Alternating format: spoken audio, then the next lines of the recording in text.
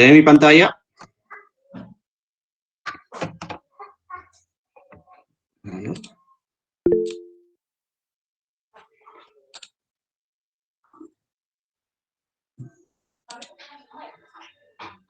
¿Pueden activar su audio o están silenciados? Sí se puede. Me pase, por favor, háganmelo llegar. Ya, vamos a ver el sílabus. No, esto no. Ya.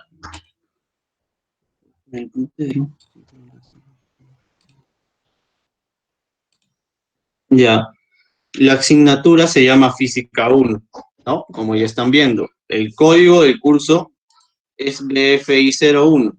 Bueno, sirve, ¿no? Para referenciar que es el 01 es el primer curso en la materia de física, ¿no? En segundo ciclo verán el curso de fundamentos de la ingeniería térmica, que es más termodinámica y todo eso. El tercer ciclo empieza con el electromagnetismo y así sucesivamente. De requisito ninguno. Su condición son 4 horas semanales y de las cuales 2 son teóricas. 2 horas teóricas semanales. Ustedes ya me imagino que en su bienvenida les habrán comentado que en la UNI se manejan diversos sistemas de calificación. Hay sistema de calificación G, sistema de calificación F, y en el caso de física el sistema de calificación es F. ¿Qué significa esto? Que tú en el ciclo tienes 4 prácticas calificadas. Y en física 1 tienes 5 laboratorios que van al promedio. El promedio de las prácticas calificadas y los laboratorios solo es 1, esa es una nota. Tienes tu examen parcial, peso 1, otra nota. Y sistema F significa que el examen final tiene peso doble. ¿Cómo es esto? Se suma el promedio de PC y laboratorio más el parcial, más 2 veces la nota de tu examen final y se divide entre 4. Y bueno, ya ustedes sabrán que eso es un promedio ponderado. Acá en la UNI utilizan ese promedio para sacar las notas finales. Habrán escuchado de eso en su curso de aritmética, tal vez en la academia. Ya, vamos a ver la sumilla. ¿Qué nos dice? El curso busca proporcionar a los participantes las herramientas teóricas y prácticas que permitan entender los principios básicos de la mecánica, la cual es vital para los estudiantes de la especialidad en ciencias. Y claro, en esta primera parte de la física, ustedes van a ver todo lo concerniente a la mecánica, estática, dinámica, energía, fuerza, dinámica de un cuerpo rígido, tal vez, algo nuevo para ustedes. Y hasta ondas, va a llegar hasta ondas esto. Aquí tenemos el contenido, ¿no? Vectores, que ya lo han visto en la academia, ¿no? Es más, el profesor tal vez va a obviar esta parte. Depende del profe que les toca. Va a obviar esta parte porque va a asumir que ustedes ya lo han visto en academia o ya lo han visto en colegio, tal vez. Medición, errores experimentales y cifras significativas. Esto es muy importante y es lo que nosotros hoy día vamos a detallar un poco, dado que los docentes también lo obvian. Sin embargo, dudo mucho que ustedes lo hayan visto en un nivel preuniversitario, pero esto es muy importante, le va a servir mucho para sus laboratorios. Ahora que los laboratorios son virtuales, ya lamentablemente no van a poder tener una asesoría del docente, salvo una comunicación virtual, pero ustedes saben que no es lo mismo. Ya, la parte de errores le va a servir, lo voy a aceptar, compañeros.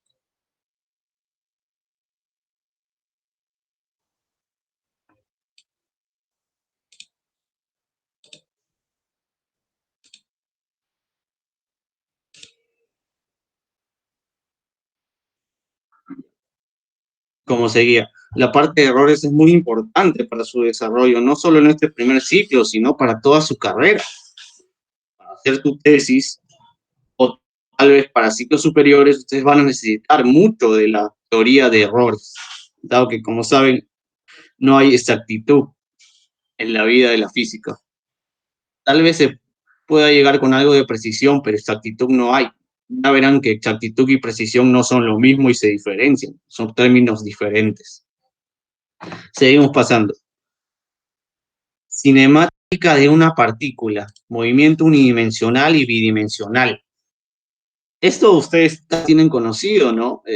Es el curso con el que prácticamente se inician en la física cuando están empezando en un nivel universitario. Cinemática de una partícula, ¿no? ¿Te acuerdas que en la academia hacían MRU, MV, aceleración constante, o RV, caída libre, ¿no? Esto más o menos lo conocen, pero acá se le dan casos que no han visto justamente porque no tenían las herramientas necesarias, como lo son la derivación integral, que ya lo adelante. Por ejemplo, a dar problemas en donde la aceleración sea proporcional a la posición o la aceleración sea proporcional al cuadrado de la posición o la aceleración sea directamente proporcional a la velocidad o al cuadrado de la velocidad. Y eso ya no sale pues con las fórmulas básicas que te han dado, ¿no? Velocidad final igual a velocidad inicial más aceleración por tiempo. No, pues eso ya no funciona. Eso solo es para aceleración constante. Y vas a ver tú que ahí vas a tener que deducir las nuevas fórmulas mediante nuevas herramientas como lo son las integrales y las derivadas. Ya vamos a ver un ejemplo de esto más adelante. Pero como dije al principio, los fundamentos son los mismos. Si tú entiendes los fundamentos, esto va a ser muy fácil. Segundo, leyes de Newton, diagrama de cuerpo libre, fuerza de rozamiento. Eso también lo conoces, lo has visto en la academia. Es, digamos, relativamente sencillo para ti, aunque ya has dado un examen difícil como es el examen de la uni. Y comprendiendo las derivadas, es relativamente fácil. Te va a gustar esto. Aplicaciones de la ley de Newton, ¿no? La segunda ley, fuerza resultante de masa por aceleración, cómo se aplica. Y ahí tú vas a ver que la derivada ya no se va a presentar como, por ejemplo, ayer has tenido asesoría de cálculo, ¿no? Y te habrán dicho, derivada, pendiente la recta tangente. Gracias por Pero es forma acompañarme más en este video. conocida En esta ocasión de te presentar la traigo derivada, pero la exactamente un derivada tipo no de solo es eso. cálculo para hacer un La verdadero derivada crack. también es la El razón tema de de este cambio. video fue porque ganó el... Y ahí vas a ver que para deducir la ley de Newton utilizan la derivada como razón de cambio. Ustedes sabrán cuando han hecho el tema de movimiento armónico simple y para recordar las fórmulas, no muy pesado, ¿no? ¿Y qué hacían? Derivaban la velocidad, derivaban la posición y te daban su respectivamente la aceleración y la velocidad, ¿no? Y ahí se ve a la derivada como razón de cambio. Por ejemplo, la derivada de la posición velocidad, derivada de velocidad aceleración y así. Y es la forma más conocida, al menos en la física, de presentar la derivada. A ver, trabajo y energía cinética. Ya, acá no solo... Ya, miren, el trabajo tal vez en academia ustedes lo veían como fuerza por distancia, ¿no? Aplicabas la fórmula y ya está. No, bueno, acá te van a fundamentar de dónde sale el trabajo y vas a ver que el trabajo es una integral. Tal vez en academia habrás visto esos problemas de gráficas, ¿no? Te dan la posición, te dan la distancia que recorre y tú sacas el área. Y ahí se ve que es una integral, ¿no? La integral es el área bajo una curva, una recta. Y te demuestran que el trabajo es una integral, que el trabajo es un tipo de energía.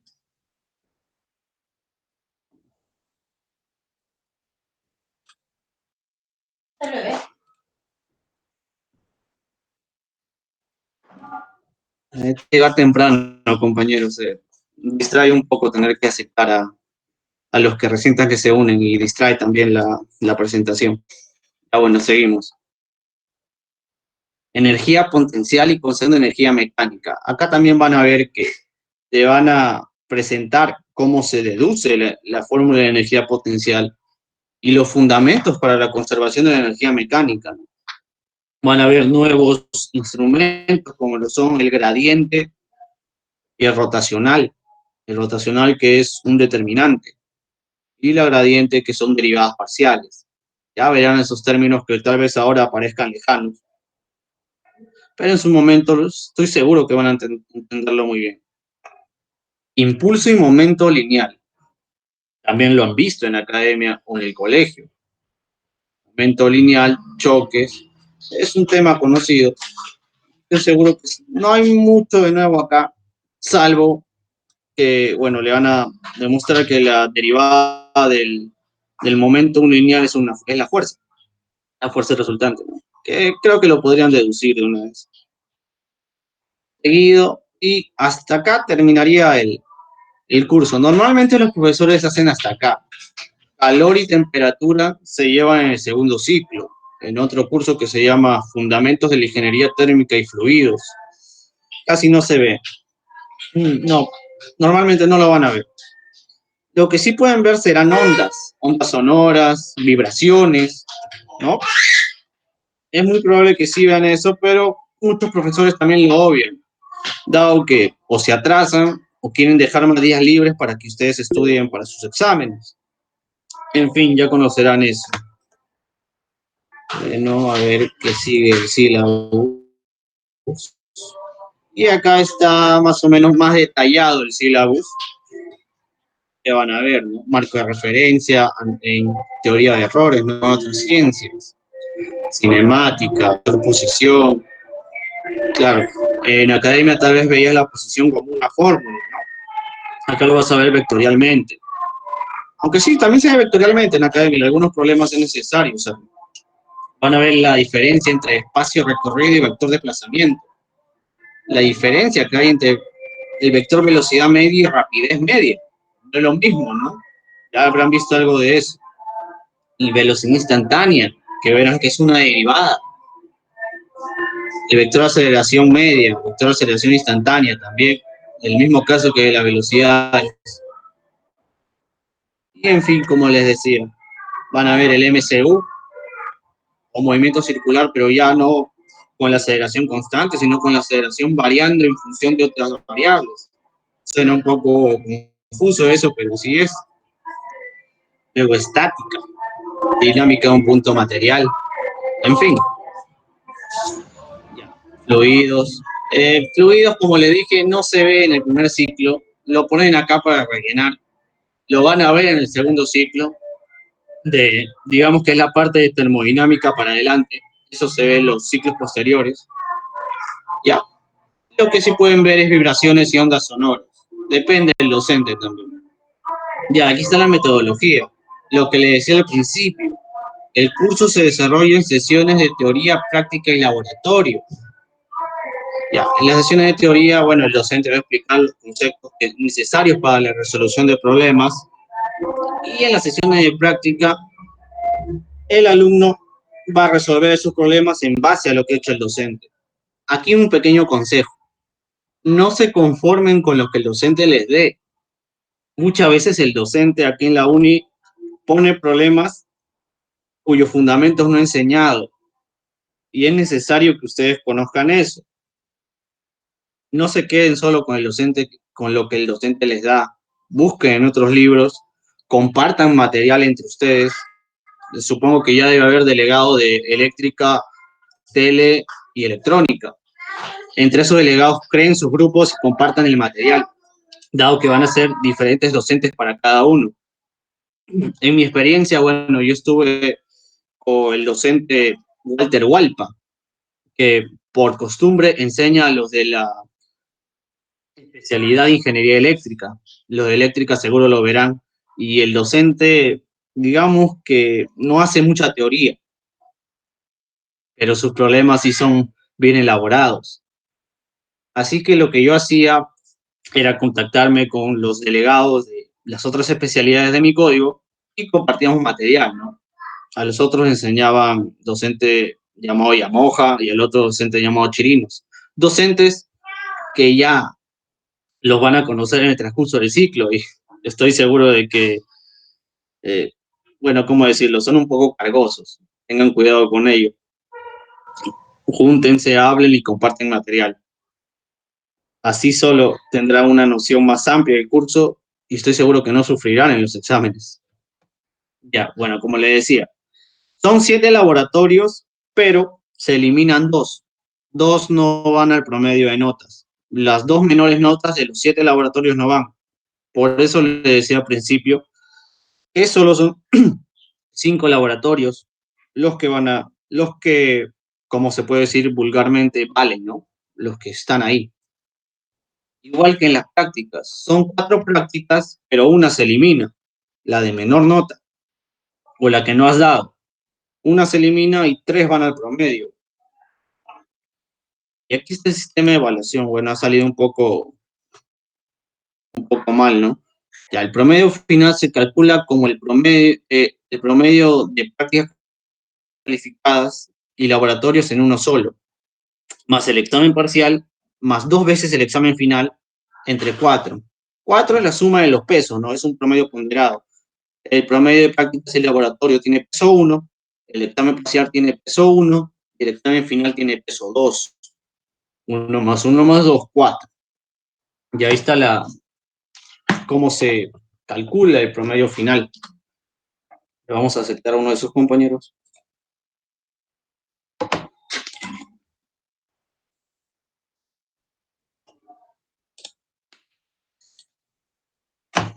Ya, como decíamos. A ver qué sigue acá. Y bibliografía, ¿no? Bueno, aquí está el promedio de prácticas calificadas y laboratorios. Se suman los 5 laboratorios de mayor nota, las 3 prácticas calificadas de mayor nota y se dividen entre 2. Bueno, los promedios se suman. Y acá en el syllabus, el docente ha puesto algunos libros, ¿no? Que son los más conocidos. Ahorita les voy a recomendar unos libros, los libros que mayormente usan los estudiantes en primer ciclo. Bueno, acá hay, tal vez el más conocido sea el Serway, que ya en academia a ustedes, los profesores, les pudieron haber recomendado. El Serway, el Tipler Mosca, ¿no? Pero no son tan usados acá. Ya verán entre un rato los libros que usan los estudiantes de primer ciclo. Bueno, terminamos con la presentación del syllabus. Este syllabus se lo voy a mandar, ¿eh? Por el grupo se lo voy a mandar y ya para que ustedes lo revisen con más detenimiento, ¿no? Vamos a pasar a otro PPT. Introducción. Empezamos con la bibliografía. Ya. ¿Qué libros van a usar?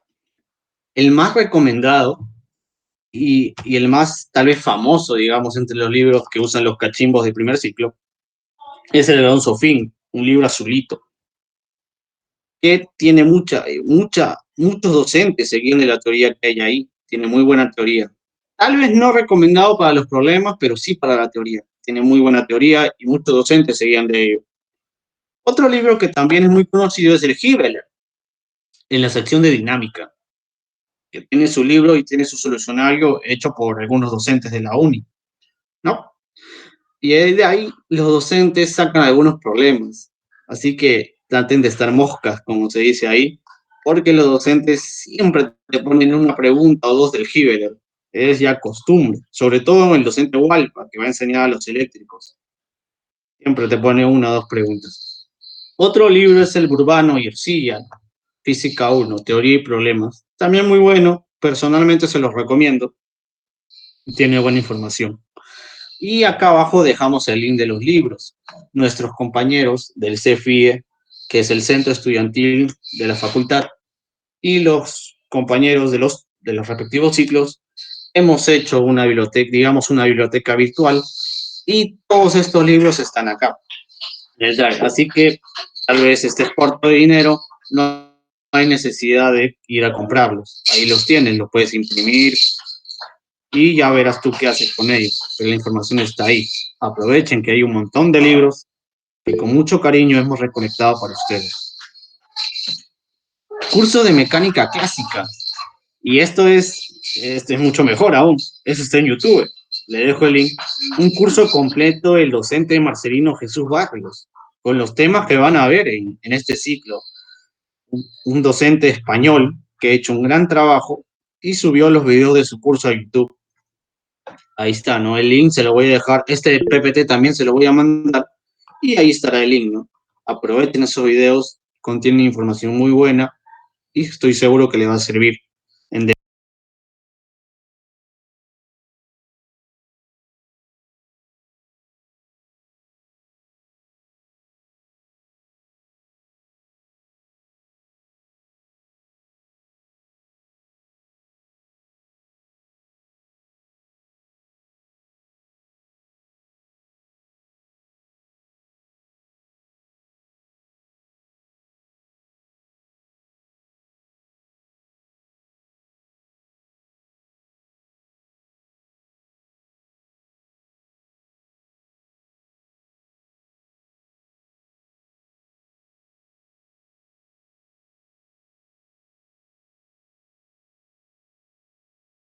El marco de referencia se refiere a la serie de acuerdos que se asumen para que este marco se pueda desarrollar el análisis, la observación y reporte de resultados. Un ejemplo de marco de referencia es el Sistema Internacional de Unidades. Tal vez el primer marco de referencia que han tenido y que han visto en academia sea el que tenemos acá a la derecha, ¿no? La convención de la dirección. ¿Sí? Sí, te escucho. Ah, perdón.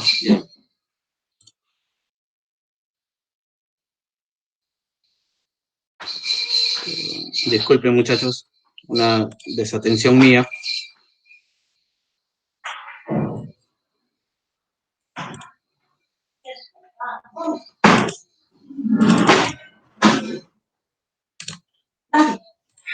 ¿Ahora sí se ve? ¿Están viendo mi pantalla, compañeros? Tienen que decir bibliografía.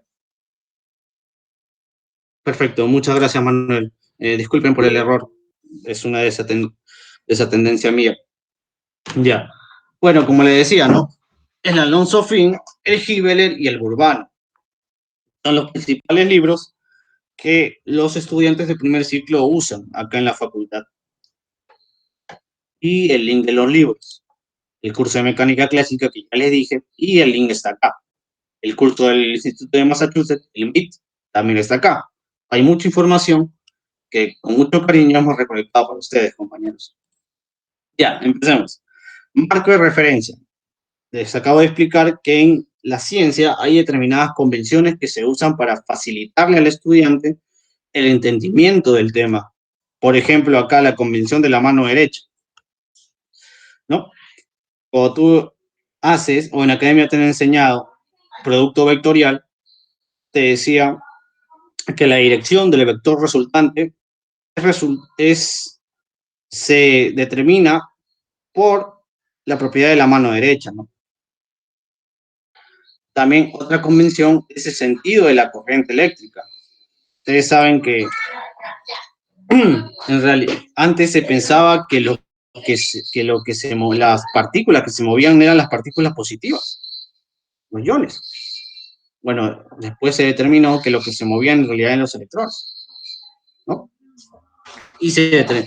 Pero ya había todo un tema y ya se había avanzado bastante con la dirección convencional de la corriente eléctrica. Y al final no lo quisieron cambiar por eso. Otra convención, saliendo del plano de la física, es lo que se ve en aritmética, ¿no? Factorial de cero. Factorial de cero es uno, pero ¿cómo así? Bueno, es una convención, es un marco que se utiliza para facilitar el estudio de la materia. El sistema internacional también es otra convención, y ya la hemos visto. Digamos, física. Viene el término griego physis, que significa naturaleza, lo que hace referencia a estudiar la naturaleza o al mundo exterior. Vamos a ver. El objetivo de la física es encontrar patrones. Ustedes saben que el físico no solo se basa en lo teórico, no solo se queda en lo teórico, sino que lleva su teoría a la práctica y busca patrones. Muchas veces los encuentra. Claro, y en estas aplicaciones está pronosticar fenómenos naturales y dar sustento a nuevas tecnologías, lo que se está viendo actualmente. Relaciones de la física con otras ciencias. Ustedes saben que la física muchas veces no actúa sola, necesita otras ciencias para dar a entender sus conocimientos. Y estas otras ciencias necesitan también de la física, o sea, es una relación de necesidad mutua. Por ejemplo, la economía. Hay un libro llamado Econofísica, es un área que relaciona de una manera muy didáctica, explica la relación que tiene la economía con la física, ¿no? Si tienen oportunidad, traten de conseguir este libro, es muy bueno. Otros libros lo pueden leer y verán las relaciones que tiene la economía con la física, ¿no? Sobre todo cuando estudian mercados, precios. Es increíble, ¿no? Ustedes dirán que tiene que ver, pero no, sí, sí tiene relación. Ya lo verán ustedes más adelante. También tenemos relaciones más conocidas, como por ejemplo con la termoluminiscencia. Es un método de datación absoluta para hallar la edad de materia que se calentaba. ¿No? Y ustedes dirán, bueno, eso sí tiene relación. Muy común, ¿no? Termodinámica, calor, etc. Empezamos. Es una magnitud física. Es una característica de un fenómeno o de un objeto susceptible de medición, cuyo valor se expresa mediante su número y su unidad. Y tenemos, y ello nos lleva al proceso de medición para determinar su unidad. Y es un proceso que tiene entradas y salidas, para asignarle un valor numérico a una magnitud física, incluyendo la incertidumbre. ¿Qué es incertidumbre? Incertidumbre podemos definirlo como el error en la medición. Hay diversos errores en la medición que tal vez pasan desapercibidos y que tergiversan el valor final del cálculo. Por ejemplo, digamos, la incertidumbre de instrumento de medición. Tú puedes medir con un instrumento que no tenga medidas exactas, por más que esté graduado. Por ejemplo, la regla. Por ejemplo, a ver, una cinta de medir, de esas que usan los costureros. Tienen gradaciones, pero no son equivalentes a la hora de medir. Tienen un determinado error, y eso lo vamos a ir viendo. Hay dos tipos de mediciones. La medición directa, que se obtiene con un instrumento de medida que compara la variable a medir con un patrón, por ejemplo, la masa, que el patrón es el kilogramo, el sistema, o el tiempo, que su patrón es el segundo, ¿no? La longitud, que su patrón son los metros, y así. Y la medición indirecta, que se basa en la medición directa y podría decirse que los combina. Tenemos ahí, por ejemplo, la densidad de masa, que usa la masa y el volumen, que son mediciones directas. El área, que utiliza la longitud. Y la rapidez, que utiliza la rapidez y el tiempo. ¿Ya? Podría decirse que son compuestas, ¿no? Para entenderlo de una mejor manera. El sistema de unidades. El sistema legal de unidades de medida, ¿no? Que acá se basa en el Perú. Acá tenemos una diapositiva sobre ello. Esto es más como una información adicional, no van a usarlo mucho. Ustedes ya conocen las unidades, la han visto en la academia y estoy seguro que la manejan muy bien. Bueno, y hasta acá llega este PPT, es una introducción. Ahora vamos con otro PPT.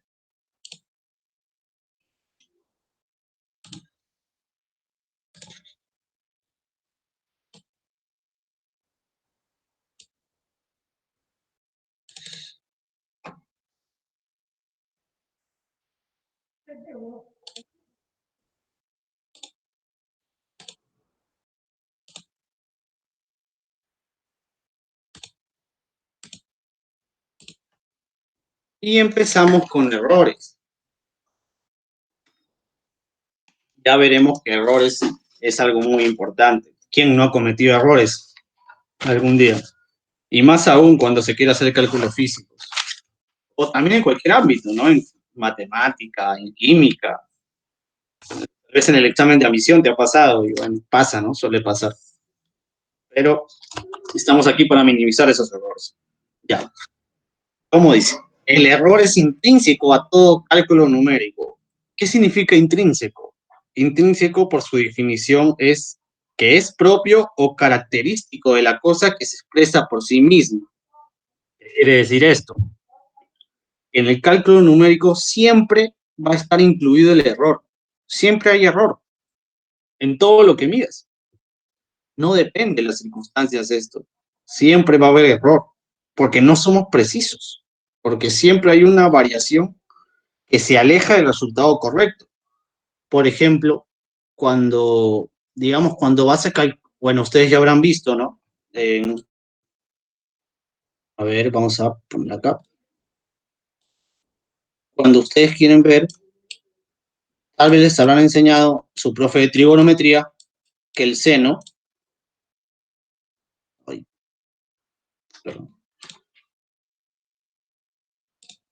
perdón, disculpen, ya, mi puntero, les habrán enseñado que el seno se puede aproximar a una función polinómica y que es lo que ustedes van a usar mucho ahora en su curso de cálculo diferencial, que se puede aproximar a esta función, x menos x al cubo sobre 3 más x a la quinta sobre factorial de 5. Y así sucesivamente. Pero esto incluso tiene un error, no es una fórmula, digamos así, precisa. Tiene un determinado error que también se calcula con otra fórmula. Eso ustedes ya lo verán casi a finales de ciclo en su curso de cálculo diferencial. Y el error tiene su origen en dos factores. Se puede deber a la formulación de la solución o al método empleado para encontrar la solución del problema. Esto de acá coincide con la 1, ¿no? La formulación de la solución. El seno se aproxima a un determinado valor, pero siempre hay términos que dejas de lado. A ver, siguiente. Y aquí lo vemos en un pequeño mapa conceptual. El error debido a la formulación de la solución, que tiene 3 incisos. El modelo físico aproximado, la imprecisión de las constantes y la incertidumbre de los equipos de medición. Ya lo vamos a ver en un rato. Y acá dice debido al método para hallar la solución. Equivocaciones en el cálculo, error de truncamiento y error de redondeo. Ahorita lo vamos a ver. Primero, error debido a la formulación de la solución. ¿Cómo es esto, profesor? Ya mira, el modelo, tú sabes que las fórmulas que te dan en academia no son exactas. No codicen con lo que pasa en la vida real. Por ejemplo, en caída libre, tú solo tenías en cuenta el impacto de la gravedad, pero sabes que no es así, ¿no? Sabes que hay determinadas fuerzas, como por ejemplo la fuerza de resistencia del aire, que no es una fuerza constante tampoco, es variable. O también puede ser la presión que ejerce esta fuerza, ¿no? Que tiene un impacto considerable y que hacen que el cálculo no sea exacto. Acá lo podemos ver. También acá podemos ver cómo consideran la presión, que varía en forma de latitud. Ya esto es un poco complejo y se necesitan de diversas herramientas para comprenderlo. Por ejemplo, la derivada, ¿no? Acá, por ejemplo, ¿qué están usando? Acá, la segunda ley de Newton, ¿sí o no? Y acá, como te dije al principio, están haciendo uso de la derivada como razón de cambio. Masa por aceleración y te da una determinada fuerza resultante. Y la aceleración lo pueden ver como la derivada de la velocidad respecto del tiempo. Y ahí es donde se ve la derivada como utilizada como razón de cambio, que en física es lo que ustedes van a llevar más. Vamos a ver el siguiente. Y acá, debido a la formulación del problema, la imprecisión de los datos físicos, esta es la constante, ¿no? La constante que ustedes usan en el electrodinámica o electrostática, ¿no? Pero esta constante, ustedes saben cómo sale esta constante, ¿no? Creo que ya lo han visto. Esta constante es resultado de la división de 1 entre 4pi por la permitividad eléctrica. Lo que saben de academia. Esa es la fórmula, ¿no? 4pi por la permitividad eléctrica. Y saben que pi es un irracional, pues. Pi no tiene un número finito de decimales. Así que esta división, por más que se quiera, tiene que ser una división aproximada. No va a ser exacta. Y acá lo pueden ver. Estos decimales no paran acá. Siguen hasta el infinito. Pero ya no alcanzaría en la PPT. Y bueno, se ha tenido que ver así. Pero no solo la constante acá de Coulomb se calcula así. Sino también tiene otra fórmula de calcularse. Es el R, ese R que ustedes veían en la fórmula de química del pavo ratón. Es ese R sobre el número de Avogadro.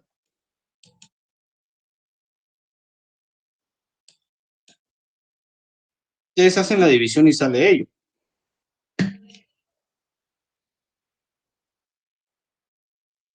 Y bueno, esa es la fórmula, es otra forma de sacar esta constante, ¿no? Hay mucha imprecisión en ello, más por el número de decimales. Ustedes han visto un número tremendo de decimales. Y bueno, no es posible hallar algo realmente exacto acá en la física. Siguiente. La incertidumbre de los equipos de medición. Esto ya se basa en lo real, ¿no? El equipo de medición no es exacto, tiene fallas, tiene desgaste también. Se define, y acá se va a definir como la mitad de la mínima medida que puede realizar el equipo. Por ejemplo, tú tienes una regla, ¿no? Tu regla de 30 centímetros, que tiene divisiones. Y sabes que la regla de 30 centímetros, su mínima unidad de medida es un centímetro. Entonces, por convención, vamos a utilizar que la incertidumbre es la mitad de la mínima medida, que sería un centímetro, que sería 0,5 centímetros. ¿No? Y es la incertidumbre que se le aplica por convención a una regla que tiene como unidad mínima un centímetro. Ya si tiene unidad mínima, digamos 10 centímetros, una regla más grande, la incertidumbre será 5 centímetros. Y así. Esta información le va a ser muy útil para que ustedes lleven laboratorios. Pero el error, como ustedes saben, no queda en solo en la regla. Cuando tú haces la medición, el error se transmite. Y acá lo vemos, la transmisión del error. Y para esto hay determinadas fórmulas que pueden utilizarse con los diferenciales o las derivadas parciales. Vamos a ver esto. Errores en las medidas indirectas. Sea la magnitud f, que es una función de las magnitudes x, y, z, que al medirlas viene afectado por errores, variación de x, variación de y, variación de z, y nos dan la fórmula del error de medida indirecta. Ustedes ya habrán visto seguro ayer, el compañero Roger que dictó cálculo diferencial, les habrá enseñado tal vez las derivadas parciales. Pero acá vamos a hacer un ejemplo, ¿no? Vamos a hacer un ejemplo para que quede más claro. Las derivadas parciales depende de qué variable se esté haciendo.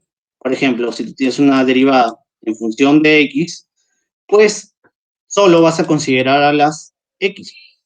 Si hay otras variables, digamos y o z, estas se consideran como constantes. Ahorita vamos a ver un ejemplo de ello.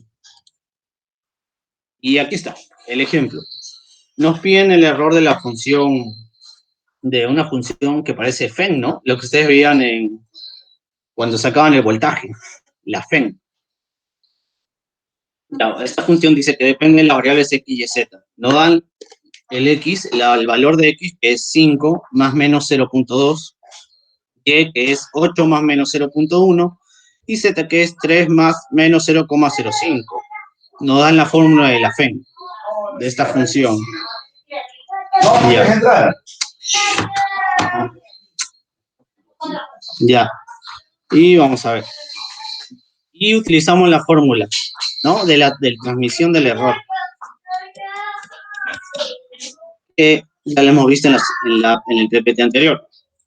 La derivada parcial de esta fuerza respecto de x por la variación de x, más la derivada parcial de f respecto de la otra variable y por variación de y. más derivada parcial de f respecto de z por la variación de z. Van a disculpar la ortografía, pero es muy difícil acá tener buen pulso para esto. Ya pues.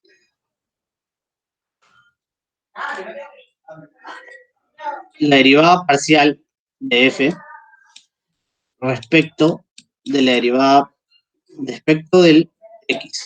¿Qué sería? X es tu valor, y es una constante, z y son constantes. Ya, derivada de x y. Como te digo, y es una constante, o sea, es como si tuvieras un 3x o un 4x.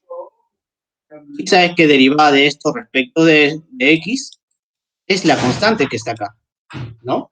Derivada de 3x es 3, derivada de 4x es 4. Entonces, derivada de xy sería y. Más, la derivada es un operador lineal y por consiguiente se puede extender a la suma. La derivada de una suma, ayer les habrán dicho, es igual a la suma de derivadas. Un operador lineal. A eso se le conoce como operador lineal. Entonces lo aplicamos acá. Derivada de z,y. Te dije que cuando se deriva parcialmente de x, las demás variables se consideran constantes. Entonces z,y es una constante cualquiera. Puede ser un 3 por 4, o un 4 por 5, o un 5 por 6. No importa. Pero tú sabes que la derivada de una constante, ¿cuánto es? 0. Y acá lo ponemos, 0. O sea que sería solo y. A ver, otra vez. Ahora vamos a sacar la derivada parcial de la función respecto de y. Y lo mismo, ¿no? Ahora la variable es y la constante son x y z. En x y, en el mismo caso de las x, su derivada va a ser su coeficiente principal, que es x. Y acá lo mismo. Y es la variable, z es constante, derivada de z y es z. Bueno, este es x más z. Y por último, la derivada parcial de f, de la f, respecto de z. Esto es igual x y, como lo vimos en el caso de las x con y z, esto es una constante. Entonces su derivada es 0. La segunda de z y, el z es la variable, el y es la constante, su coeficiente principal. Entonces eso es su derivada. ¿Qué sería y? Ya. Tenemos las derivadas parciales y tenemos la variación. ¿Qué podemos hallar? Vamos a reemplazar en la fórmula. La transmisión del error es derivada parcial de x, derivada parcial de f respecto de x, es y, por la variación de x. Variación de x es 0,2. Más derivada parcial de f respecto de y, que es x más z, valor absoluto, por variación de y, es 0,1. Más el último término, que es derivada parcial de f respecto de z, que es y, por la variación de z, que es 0,05. Y ahí tú sacas la variación del error, la transmisión del error. Y, ¿cuánto es? El valor absoluto de y es 8. Bueno, no es un valor absoluto en sí, sino es una aproximación. Es 8. La parte entera nomás sacas por 0,2 más x más z. A ver, x es 5, z es 3, 8 también. Por 0,1. Más y es 8 por 0,05. Y esto, la transmisión del error es igual a 2,8. Ya lo he operado, sale 2,8. Y esa es la transmisión del error si tú vas a hacer un cálculo.